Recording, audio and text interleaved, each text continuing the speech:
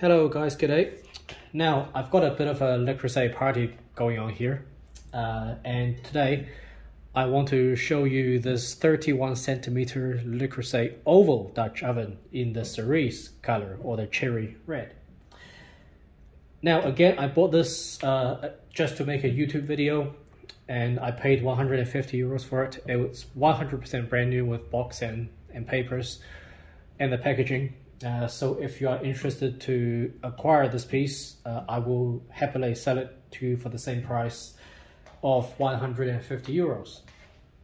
So now about this pan, this is what I call a second tier nice to have. And what I mean by that is, okay, so you have your essential pans, right? Your everyday essential pans. And on top of that, you have a few pieces that are nice to have, but not absolutely essential. And this piece is a piece that's a nice to have on top of the nice to haves. Okay, so in other words, it's like it's two tiers removed from the essential. But also you have to make sure you have to have the right equipment in order to work with this pan. I'll talk a little bit about that later. You know, what kind of stove, what kind of electric hob you're gonna have, you will need to have, etc., etc. Okay. So in terms of the product range, let me just take the lid off for now.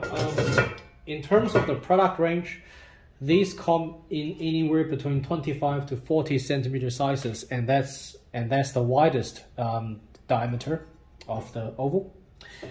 Now these also come in odd number sizes, and that's Le Creuset's strategy, I guess, to differentiate from the round Dutch ovens.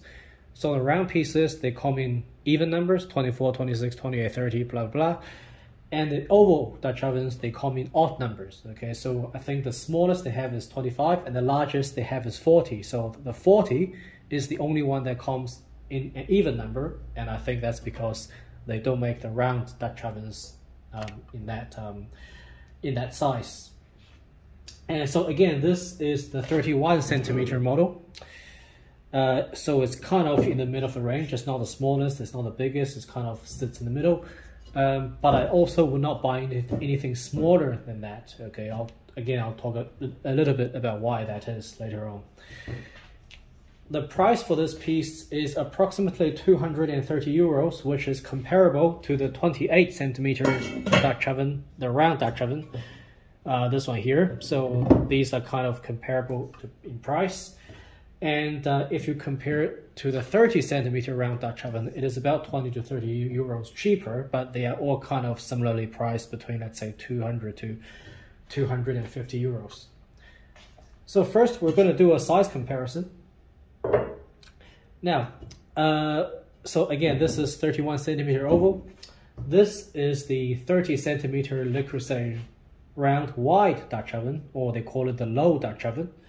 Which I still need to sell, so hit me up if you're also interested in this piece. Again, brand new. And this one is my personal 28 centimeter Dutch oven, the regular round Dutch oven. And you will notice that it doesn't actually look that much bigger. So when I bought this thing, it was actually smaller visually than what I expected. Okay, so now let's move on to the specifications. So the construction, you know, with the lid. And the Dutch oven is exactly the same as the other Le Creuset pieces. So the weight of the pan without the lid is 4 kilograms, and the weight of the lid is 1.9 kilograms, so that makes a total weight of 5.9, close to 6 kilograms. Now the total length of this vessel is 40, and the internal diameter is, well, as stated, 31. And if we measure the other diameter, the shorter diameter, it is 25 centimeters, okay, 25. Now, for the flat cooking area, you get 26 centimeters of diameter of usable cooking area. Again, that's the wide diameter, and the shorter diameter, in this way, is 20 centimeters. So on the bottom, you've got a 26 by 20 cooking area. And now let's have a look at the part that's in contact with the hob. It's just a bit of dust. So the part that sits on your hob is 25.5 centimeters in diameter, and the other shorter diameter is 19.5 centimeters in the shorter diameter. So next, I did some testing on my electric hob. So I knew that a pan of this shape is not going to go well on a round electric hob. So my electric hob is 21.5 centimeters in diameter. So that's kind of covering that area there. Now, when I did the test, I deliberately used a lower heat setting than I normally would because I know the heating is not going to be even, so I didn't want to risk any damage to the pan. And well, the results as expected, it was not that great. So it was kind of like this. The center, after several minutes, the center was at about 200. The edge here, on top of the center, was actually a little bit higher for some strange reason. The left, so where I'm pointing at, the left edge was at about 160, so that's a differential of 40. The bottom, below the center, was also at about 160. That's again a difference of 40 degrees Celsius, by the way. And the right edge was, for some reason, only at 120 degrees. So in terms of the heat distribution, it was, to be honest, quite poor.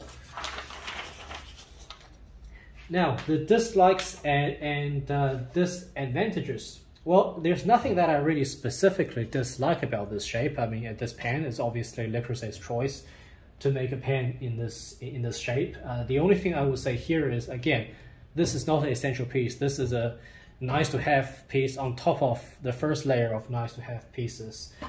So this is not really an everyday pan. I don't think, for me, it certainly wouldn't be an everyday go-to pan. Next, what can you use it for? Well, you can use it for anything you like. Nothing is stopping you from using it for soups, stews, casseroles. You can bake whatever you want in it. But obviously, with this oval shape, right, you want to use it for things that take advantage of this shape. It could be roasting a whole chicken, for example, or a leg of lamb or some ribs. So make use of the shape. Otherwise, there is really no point in getting a pan like this.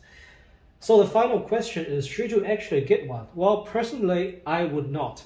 So again, I would personally not get this pan. I would much rather go for an equivalent sized round Dutch oven in either cast iron or stainless steel or whatever material that you want.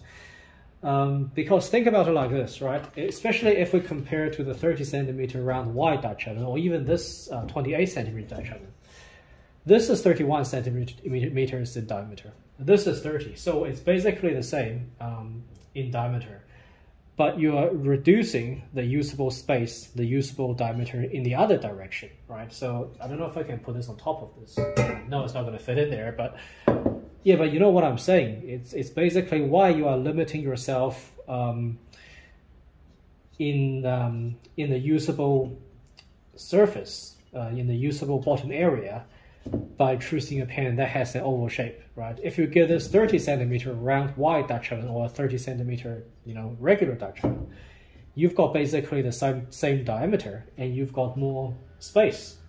You got more cooking space, you got more space for roasting.